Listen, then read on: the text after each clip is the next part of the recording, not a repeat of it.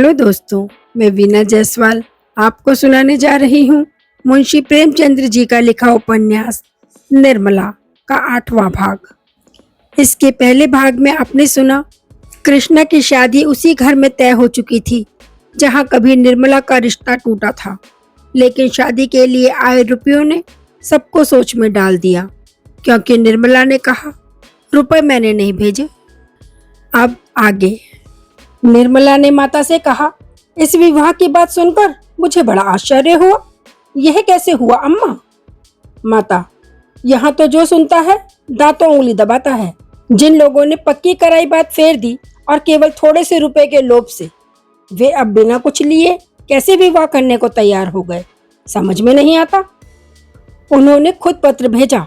मैंने साफ लिख दिया कि मेरे पास लेने देने को कुछ नहीं है, केवल कुछ कन्या ही से आपकी सेवा कर सकती हूँ। निर्मला, इसका कुछ जवाब नहीं दिया? माता, शास्त्री जी पत्र लेकर गए थे, वह तो यही कहते थे कि अब मुंशी जी कुछ लेने के इच्छुक नहीं हैं। अपनी पहली वादा खिलाफी पर कुछ लज्जित भी हैं। मुंशी जी से उदारता की आशा न थी, मगर सुनती हूँ उनके बड़े पुत्र सज्जन आदमी हैं। उन्होंने कह सुनकर बाप को राजी किया है। निर्मला, पहले तो वह महाशय भी थैली चाहते थे ना? माता, हाँ, मगर अब तो शास्त्री जी कहते थे कि दहेज के नाम से चिढ़ते हैं। सुना है यहाँ विवाह ना करने पर पछताते भी थे। रुपए के लिए बात छोड़ी थी और रुपए खूब पाए, पर स्त्री पसंद नहीं। निर्मला के मन में उस पुरुष को देखने की प्रबल उत्कंठा हुई जो उसकी अवहेलना करके अब उसकी बहन का उद्धार करना चाहता है। रात को दोनों बहनें एक ही कमरे में सोईं। मोहल्ले में किन किन लड़कियों का विवाह हो गया, कौन कौन लड़कोरी हुई, किस किस का विवाह धूमधाम से हुआ, किस किस के पति कन्या के इच्छानुकूल मिले, कौन कितने और कैसे कैसे गहने चढ़ावे में लाया, इन्हीं विषयों पर दोनों में बड़ी देर तक बातें होती रहीं। कृष्णा बराबर चाहती थी कि बहन के घर का कुछ हाल पूछूं, मगर निर्मला उसे पूछने का अवसर ही ना देती थी। वह जानती थी कि वह जो बातें पूछेगी उनके बताने में मुझे संकोच होगा। एक बार कृष्णा पूछ ही बैठी, जीजा जी भी आएंगे ना? निर्मला, आने को कहा तो है। कृष्णा, अब तो तुमसे प्रसन्न रहते हैं ना, या अब भी वही हाल है? मैं तो सुना करती थी दुहाजू पति अपनी स्त्री को प्राणों से भी प्रिय समझते हैं। यहाँ बिल्कुल उल्टी बात देखी। आखिर किस बात पर बिगड़ते रहते हैं? निर्मला, अब मैं किसी के मन की बात क्या जानूं? कृष्णा, मैं तो समझती हूँ तुम्हारी रुखाई से चिढ़ते होंगे। तुम तो यहाँ से जली हुई गई थी, वहां भी उन्हें कुछ कहा होगा। निर्मला, यह बात नहीं है कृष्णा, मैं सौगंध खाकर कहती हूँ जो मेरे मन में उनकी ओर से जरा भी मैल हो, मुझसे जहाँ तक हो सकता है उनकी सेवा करती हूँ। अगर उनकी जगह कोई देवता भी होता तो भी मैं इससे ज्यादा और कुछ नहीं कर सकती थी। उन्हें भी मुझसे प्रेम है, बराबर मेरा मुंह देखते रहते हैं, लेकिन जो बात उनके और मेरे काबू के बाहर है उसके लिए वह क्या कर सकते हैं और मैं क्या कर सकती हूँ? ना वह जवान हो सकते हैं, ना मैं बुढ़िया हो सकती हूँ। जवान बनने के लिए वह ना जाने कितने रस और भस्म खाते रहते हैं। मैं बुढ़िया बनने के लिए दूध घी सब छोड़ देती हूँ। सोचती हूँ कि मेरे दुबलेपन से ही यह अवस्था का भेद कुछ कम हो जाए। जब से मनसाराम का देहांत हो गया है तब से उनकी दशा और भी खराब हो गई है। कृष्णा, मनसाराम को तुम भी बहुत प्यार करती थी? निर्मला, वह लड़का ऐसा था जो देखता था प्यार करता था। ऐसी बड़ी बड़ी डोरेदार आंखें मैंने किसी की नहीं देखी। कमल की भांति मुख हरदम खिला रहता था। कृष्णा, मैं तुमसे सच कहती हूँ, जब मेरे पास आकर बैठ जाता तो मैं अपने को भूल जाती थी। जी चाहता था वह हरदम सामने बैठा रहे और मैं देखा करूँ। मेरे मन में पाप का लेश भी ना था। अगर एक क्षण के लिए भी मैंने उसकी ओर किसी और भाव से देखा हो तो मेरी आंखें फूट जाएं। पर ना जाने क्यों उसे अपने पास रखकर मेरा हृदय बहुत प्रसन्न होता था। इसीलिए मैंने उससे पढ़ने का स्वांग रचा, नहीं तो वह घर में आता ही ना था। यह मैं जानती हूँ कि अगर उसके मन में पाप होता तो मैं उसके लिए सब कुछ कर सकती थी। कृष्णा, अरे बहन चुप रहो, कैसी बात मुंह से निकालती हो? निर्मला, हाँ, यह बात सुनने में बुरी मालूम होती है और है भी बुरी, लेकिन मनुष्य की प्रकृति को तो कोई नहीं बदल सकता। तू ही बता, एक 50 वर्ष के मर्द से तेरा विवाह हो जाए तो तू क्या करेगी? कृष्णा, मैं तो जहर खाकर सो रहूं, मुझसे मुंह देखते भी ना बने। निर्मला, तो बस यही समझ ले, उस लड़के ने कभी मेरी ओर आंख उठाकर भी नहीं देखा। लेकिन बुढ़े शक्की तो होते ही हैं। तुम्हारे जीजा उस लड़के के दुश्मन हो गए और आखिर उसकी जान लेकर ही छोड़ी। जिस दिन से उसे ज्वर चढ़ा तो जान लेकर ही उतरा। हाय, उस अंतिम समय का दृश्य आंखों से नहीं उतरा। मैं अस्पताल गई थी, वह ज्वर में बेहोश पड़ा था, उठने की शक्ति ना थी। लेकिन जो ही मेरी आवाज सुनी, चौंक कर और माता माता कहकर मेरे पैरों पर गिर पड़ा, रोकर। कृष्णा, उस समय ऐसा जी चाहता था कि अपने प्राण निकाल कर उसे दे दूं। मेरे पैरों पर ही वह मूर्छित हो गया और आंखें ना खोली। डॉक्टरों ने उसके देह में ताजा खून डालने का प्रस्ताव किया था। यही सुनकर मैं दौड़ी गई थी, लेकिन डॉक्टर लोग वह क्रिया आरंभ करे कि उसके प्राण निकल गए। कृष्णा, ताजा रक्त पड़ जाने से उसकी जान बच जाती?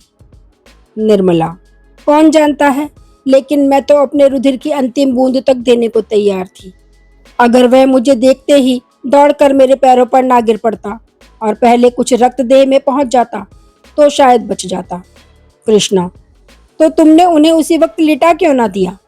निर्मला, अरे पगली, तू अभी तक नहीं समझी। वह मेरे पैरों पर गिरकर और माता पुत्र का संबंध दिखाकर अपने बाप के दिल से वह संदेह निकालना चाहता था। केवल इसीलिए वह उठा था। मेरा क्लेश मिटाने के लिए उसने अपने प्राण दिए और उसकी वह इच्छा पूरी हो गई। तुम्हारे जीजाजी उसी दिन से सीधे हो गए। अब तो उनकी दशा पर मुझे दया आती है। पुत्र शोक उनके प्राण लेकर छोड़ेगा। मुझ पर संदेह करके जो अन्याय किया, अब उसका प्रतिशोध कर रहे हैं। अब की उनकी सूरत देखकर तो डर जाएगी। बूढ़े बाबा हो गए हैं, कमर भी झुक गई है।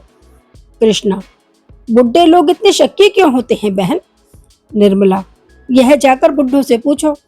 कृष्णा, मैं तो समझती हूँ उनके दिल में हरदम एक चोर सा बैठा रहता होगा कि युवती को प्रसन्न नहीं रख सकता, इसीलिए जरा जरा सी बात पर उन्हें शक होने लगता है। निर्मला, जानती तो है, फिर मुझसे क्यों पूछती है? कृष्णा, इसीलिए बेचारा स्त्री से दबता भी होगा। देखने वाले समझते होंगे कि यह प्रेम करता है। निर्मला, तूने इतने दिनों में इतनी बातें कहाँ सीख ली? इन बातों को जाने दे।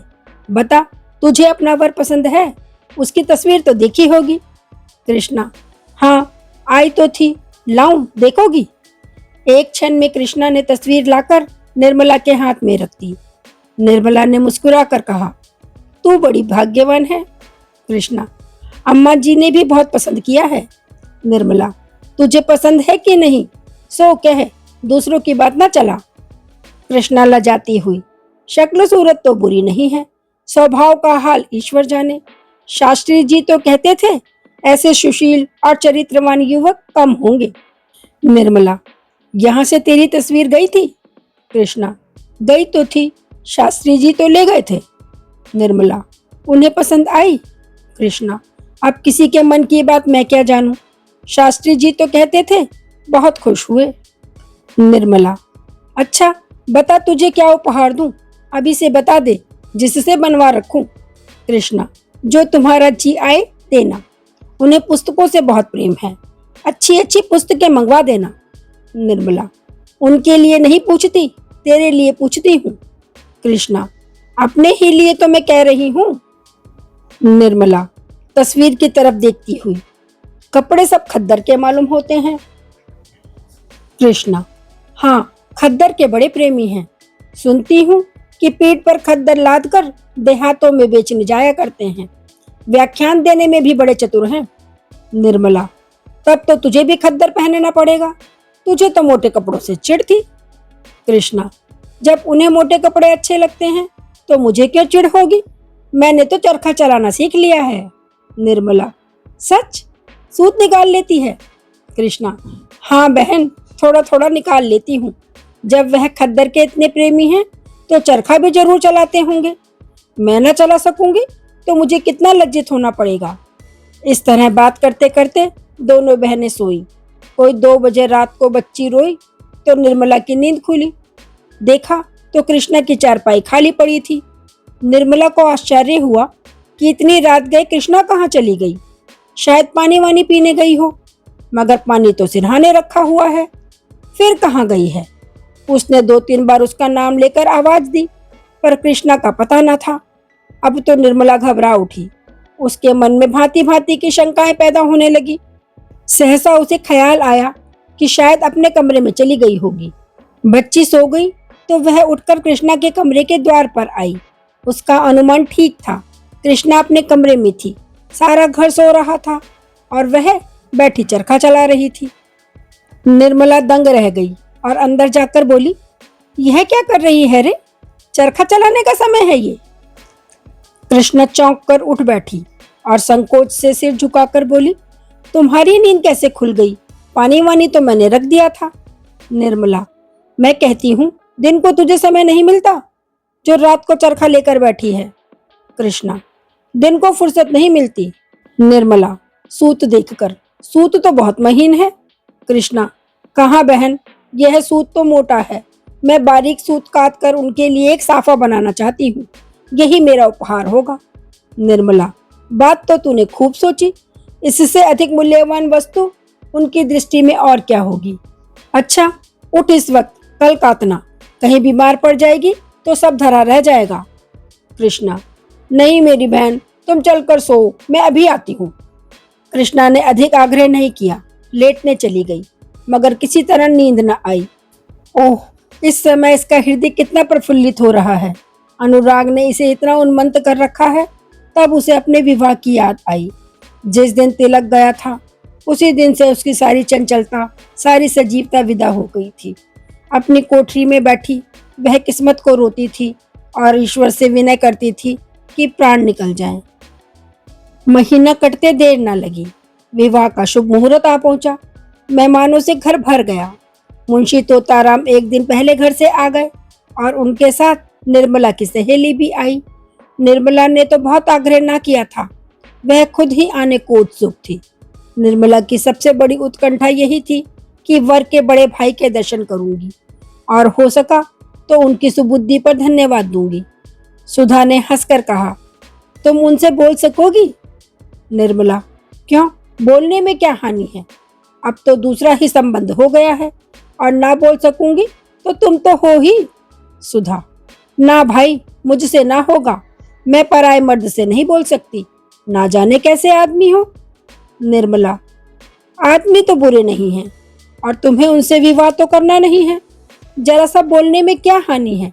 डॉक्टर साहब यहाँ होते तो मैं तुम्हें आज्ञा दिला देती। सुधा, पराई स्त्री को घूरने में तो किसी मर्द को संकोच नहीं होता। निर्मला, अच्छा, ना बोलना, मैं ही बातें कर लूंगी। घूर लेंगे जितना उनसे घूरते बनेगा। बस अब तो राजी हुई। इतने में कृष्णा आकर बैठ गई। निर्मला ने मुस्कुरा कर कहा, सच बता कृष्णा, तेरा मन इस वक्त क्यों उचाट हो रहा है? कृष्णा, जीजा जी बुला रहे हैं, पहले जाकर उनकी सुन आओ, पीछे गप्पे लगाना, बहुत बिगड़ रहे हैं। निर्मला, क्या हुआ, तूने कुछ पूछा नहीं? कृष्णा, कुछ बीमार से मालूम होते हैं, बहुत दुबले हो गए हैं। निर्मला, तो जरा बैठकर उनका मन बहला देती, यहाँ दौड़ी क्यों चली आई? जरा बैठकर बातें करो, बुढ़े बातें बड़ी लच्छेदार करते हैं। कृष्णा, नहीं बहन, तुम जाओ, मुझसे तो वहां नहीं बैठा जाता। कृष्णा, नहीं बहन, तुम जाओ, मुझसे तो वहां नहीं बैठा जाता। निर्मला चली गई तो सुधा ने कृष्णा से कहा, अब तो बारात आ गई होगी, द्वार पूजा क्यों नहीं होती? कृष्णा, क्या जाने बहन, शास्त्री जी सामान इकट्ठा कर रहे हैं। सुधा, सुना है दुल्हा की भावत बड़े कड़े स्वभाव की स्त्री है। कृष्णा, तुम्हें कैसे पता? सुधा, मैंने सुना है, इसीलिए चेताए देती हूँ, 4 बातें गम खाकर रहना होगा। कृष्णा, मेरी झगड़ने की आदत नहीं, जब मेरी तरफ से कोई शिकायत ही ना पाएंगी तो क्या अनायास ही बिगड़ेंगी? सुधा, हाँ, सुना तो ऐसा ही है, झूठ मूठ लड़ा करती हैं। सहसा शोर मचा, बारात आ रही है। दोनों रमणियां खिड़कियों के सामने आ बैठी। एक क्षण में निर्मला भी आ पहुंची। वर के बड़े भाई को देखने की उसे बड़ी उत्सुकता हो रही थी।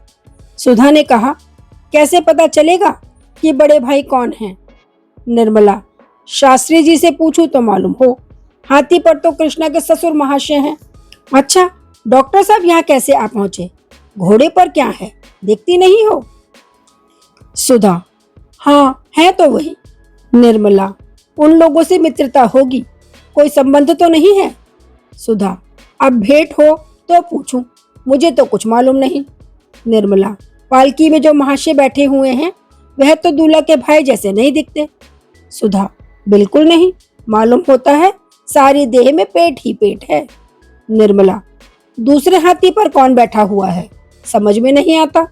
सुधा, कोई हो, दूल्हा का भाई नहीं हो सकता, उसकी उम्र नहीं देखती हो, 40 के ऊपर है।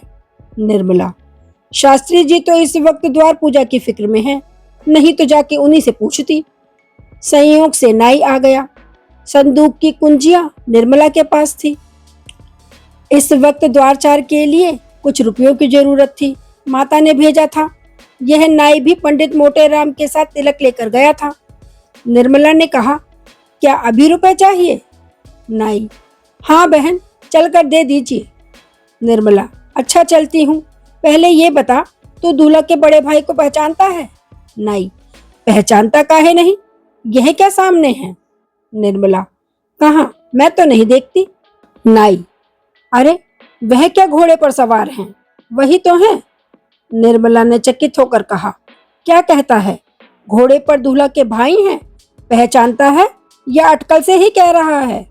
नाई, अरे बहन जी, क्या इतना भूल जाऊंगा, अभी जलपान का सामान दिए चला आ रहा हूँ। निर्मला, अरे यह तो डॉक्टर साहब हैं, मेरे पड़ोस में रहते हैं। निर्मला ने सुधा की ओर देखकर कहा, सुनती हो बहन इसकी बातें? सुधा ने हंसी रोक कर कहा, झूठ बोलता है। नाई, अच्छा साहब, झूठ ही सही, अब बड़ों के मुंह कौन लगे, अभी शास्त्री जी से पूछवा दूंगा, तब मानिएगा। नाई को आने में देर हुई तो मोटेराम खुद आंगन में आकर शोर मचाने लगी। इस घर की मर्यादा ईश्वर ही के हाथ है, नाई घंटे भर से आया हुआ है और अभी तक रुपए नहीं मिले। निर्मला, जरा यहाँ चले आइएगा शास्त्री जी, कितने रुपए दरकार है, निकाल दूं। शास्त्री जी भुनभुनाते और जोर जोर से हाँफते हुए ऊपर आए और एक लंबी सांस लेकर बोले, क्या है, यह बातों का समय नहीं है, जल्दी से रुपए निकाल दो। निर्मला, लीजिए, निकाल तो रही हूँ, अब क्या मुंह के बल गिर पड़ूं? पहले ये बतलाइए कि दूल्हा के बड़े भाई कौन हैं? शास्त्री जी, राम राम, इतनी सी बात के लिए मुझे आकाश पर लटका दिया, नाई क्या ना पहचानता था? निर्मला, नाई तो कहता है कि वे घोड़े पर सवार है, वही है। शास्त्री जी, तो फिर किसे बता दे, वही तो है। नाई, घड़ी भर से कह रहा हूँ, पर बहन जी मानती ही नहीं। निर्मला ने सुधा की ओर स्नेह, ममता, विनोद और कृत्रिम तिरस्कार की दृष्टि से देखकर कहा, अच्छा, तुम ही अब तक मेरे साथ यह त्रिया चरित्र खेल रही थी, मैं जानती तो तुम्हें यहाँ कभी ना बुलाती। ओफो, बड़ा गहरा पेट है तुम्हारा तो। तुम महीनों से मेरे साथ शरारत करती चली आती हो और कभी भूल से भी इस विषय का एक शब्द तुम्हारे मुंह से ना निकला, मैं तो 2-4 दिन में ही उबल पड़ती। सुधा, अगर तुम्हें मालूम हो जाता तो मेरे यहाँ आती ही क्यों? निर्मला, गजब रे गजब, मैं डॉक्टर साहब से कई बार बातें कर चुकी हूँ, तुम्हारे ऊपर यह सारा पाप चढ़ेगा। देखी कृष्णा, तूने अपनी जेठानी की शरारत, यह ऐसी मायामनी है, इनसे डरती रहना। कृष्णा, मैं तो ऐसी देवी के चरण धो धो कर चढ़ाऊंगी, धन्य भाग कि इनके दर्शन हुए। निर्मला, अब समझ गई, रुपए भी तुम्ही ने भिजवाए होंगे, अब सिर हिलाया तो सच कहती हूँ मार बैठूंगी। सुधा, अपने घर बुलाकर मेहमान का अपमान नहीं किया जाता। निर्मला, देखो तो अभी कैसी कैसी खबर लेती हूँ, भला वहां वाले क्या कहते होंगे। सुधा, सबसे कहकर आई हूँ। निर्मला, अब तुम्हारे पास कभी ना आऊंगी, इतना तो इशारा कर देती कि डॉक्टर साहब से पर्दा रखना। सुधा, उनके देख लेने से ही कौन बुराई हो गई, ना देखते तो अपनी किस्मत को रोते कैसे, जानते कैसे कि लोभ में पड़कर कैसी चीज खो दी। अब तो तुम्हें देखकर लाला जी हाथ मलकर रह जाते हैं, मुंह से कुछ नहीं कहते पर मन में अपनी भूल पर पछताते हैं। निर्मला, अब तुम्हारे घर कभी ना आऊंगी। सुधा, अब पिंड नहीं छूट सकता, मैंने कौन तुम्हारे घर की राह नहीं देखी है। द्वार पूजा समाप्त हो चुकी थी, मेहमान लोग जलपान कर रहे थे। मुंशी जी के बगल में डॉक्टर सिन्हा बैठे थे। निर्मला ने कोठे पर चिक की आड़ से उन्हें देखा और कलेजा थाम कर रह गई। एक आरोग्य यौवन और प्रतिभा का देवता था, पर दूसरा, इस विषय में कुछ ना कहना ही उचित है। निर्मला ने डॉक्टर साहब को सैकड़ों बार देखा था, पर आज उसके हृदय में जो विचार उठे वे कभी ना उठे थे। बार बार जी यही चाहता था कि बुलाकर खूब फटकारूं, ऐसे ऐसे ताने मारूं कि वह भी याद करें, रुला रुला कर छोड़ूं, मगर रहम करके रह जाती थी। बारात जनवा से चली गई। भोजन की तैयारियां हो रही थी। निर्मला भोजन के थाल चुनने में व्यस्त थी। सहसा मेहरी ने आकर कहा, बिट्टो, तुम्हें सुधा रानी बुला रही हैं, तुम्हारे कमरे में बैठी हैं। निर्मला ने थाल छोड़ दिए और घबराई हुई सुधा के पास आई, मगर अंदर कदम रखते ही ठिठक गई। डॉक्टर सिन्हा खड़े थे। सुधा ने मुस्कुरा कर कहा, लो बहन, बुला लिया, अब जितना चाहो फटकारो, मैं दरवाजा रोके खड़ी हूँ, भाग नहीं सकते। डॉक्टर साहब ने गंभीर भाव से कहा, भागता कौन है, यहाँ तो सिर झुकाए खड़ा हूँ। निर्मला ने हाथ जोड़कर कहा, इसी तरह कृपा दृष्टि रखिएगा, भूल ना जाइएगा, यही मेरी विनती है। कृष्णा का विवाह हो गया। सुधा चली गई, लेकिन निर्मला मैके में ही रह गई। वकील साहब बार बार लिखते थे, पर वह ना जाती थी। जाने को उसका जी ही ना चाहता था। वहाँ कोई ऐसी चीज ना थी जो उसे खींच ले जाए। यहाँ माता की सेवा और छोटे भाइयों की देखभाल में उसका समय बड़े आनंद से कट जाता था। वकील साहब खुद आते तो शायद वह जाने पर राजी हो भी जाती, लेकिन इस मोहल्ले की लड़कियों ने उनकी वह दुर्गत की थी कि बेचारे आने का नाम ही ना लेते थे।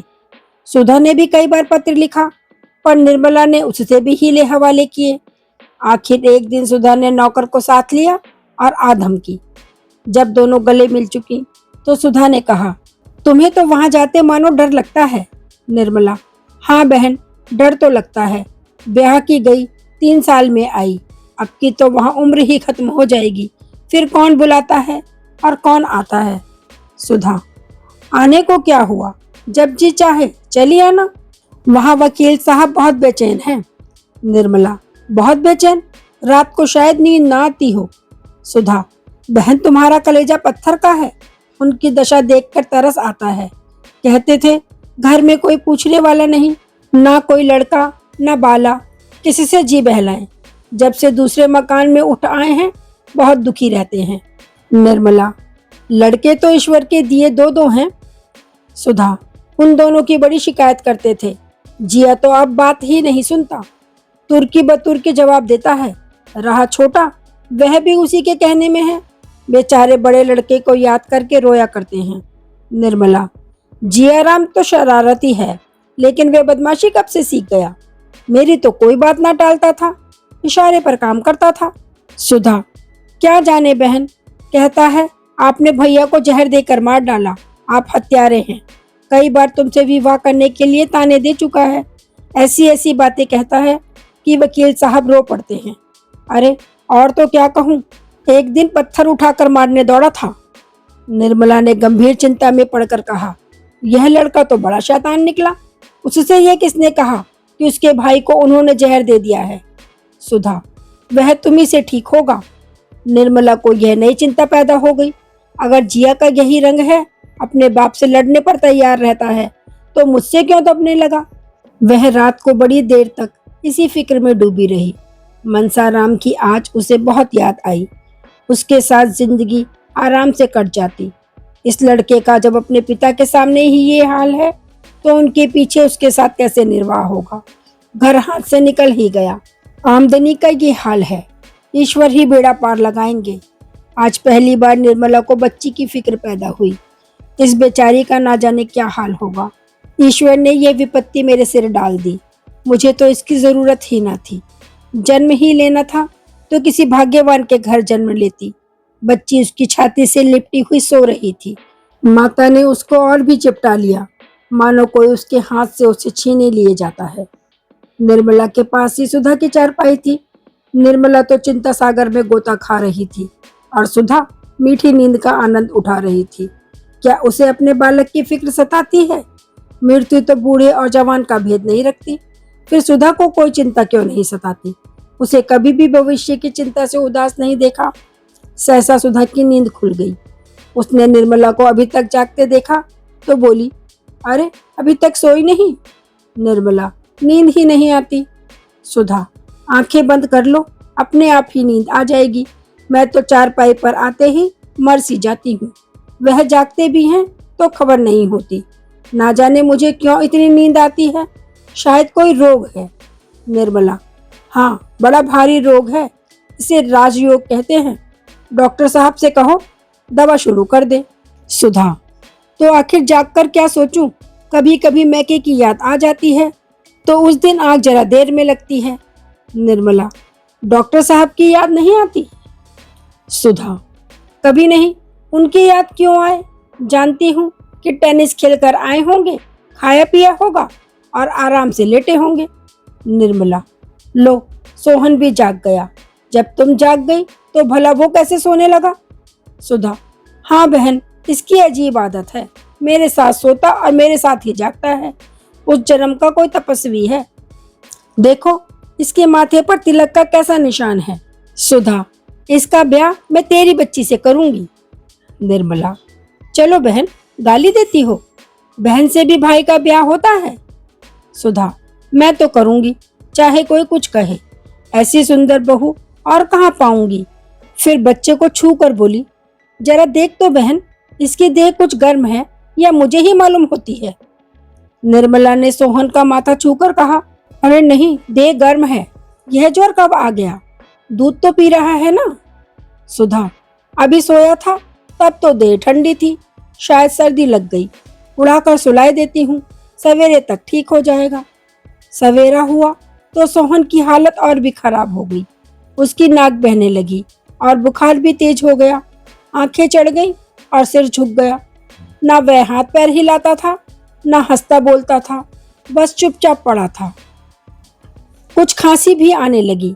अब तो सुधा घबराई।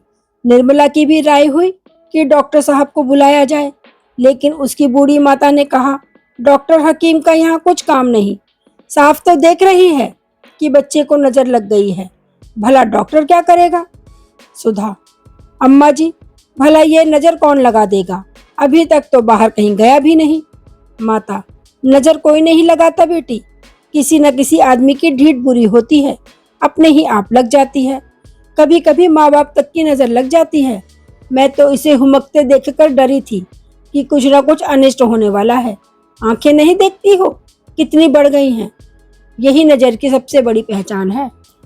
बुढ़िया मेहरी और पड़ोस की पंडिताइन ने इस कथन का अनुमोदन किया। बस महंगू ने आकर बच्चे का मुंह देखा और हंसकर बोला, मालकिन ये ढीठ है और कुछ नहीं। जरा पतली पतली तीलियां तो मंगवा दीजिए। भगवान ने चाहा तो सांझ तक बच्चा हंसने लगेगा। सरकंडे के 5 टुकड़े लाए गए। महंगू ने उन्हें बराबर करके एक डोरे से बांध दिया और कुछ बुदबुदाकर उसी पीले हाथों से 5 बार सोहन का सिर सहलाया। अब जो देखा तो 5 तीलियां छोटी बड़ी हो गई थी। सब स्त्रियां हैरान थीं। अब नजर में किसे संदेह हो सकता था।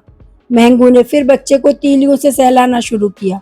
अब की तीलियां बराबर हो गई, केवल थोड़ा सा अंतर रह गया। यह सब इस बात का प्रमाण था कि नजर का असर अब थोड़ा रह गया है। महंगू सबको दिलासा देकर शाम को आने का वायदा करके चला गया। बालक की दशा दिन को और भी खराब हो गई। खांसी का जोर हो गया।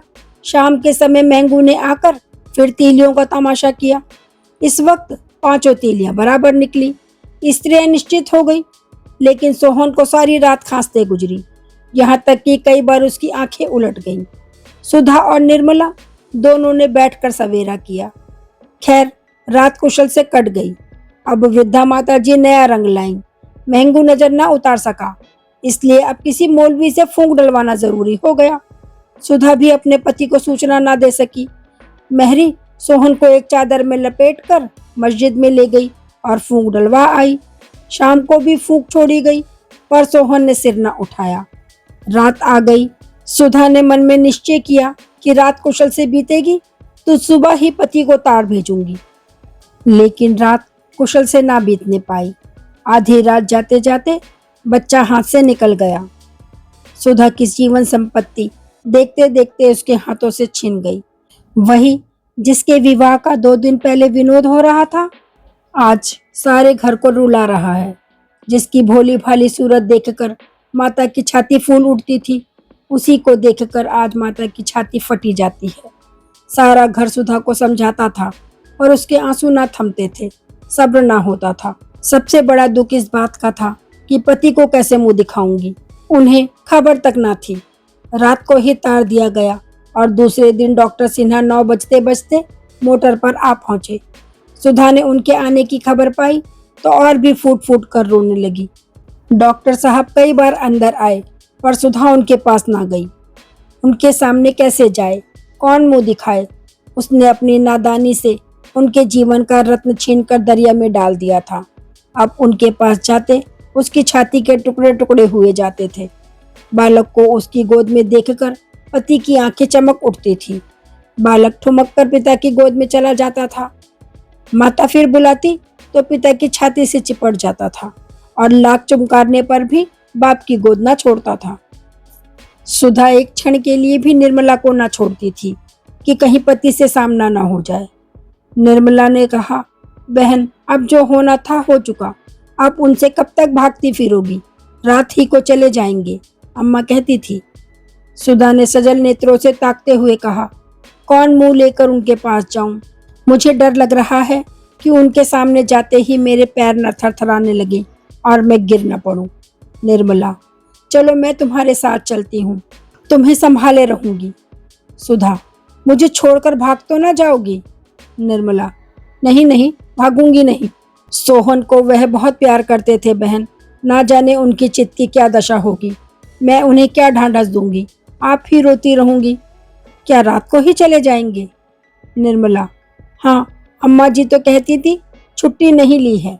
दोनों सहेलियां मर्दाने की ओर चली, लेकिन कमरे के द्वार पर पहुंचकर सुधा ने निर्मला को विदा कर दिया। अकेली कमरे में दाखिल हुई। डॉक्टर साहब घबरा रहे थे कि ना जाने सुधा की क्या दशा हो रही है।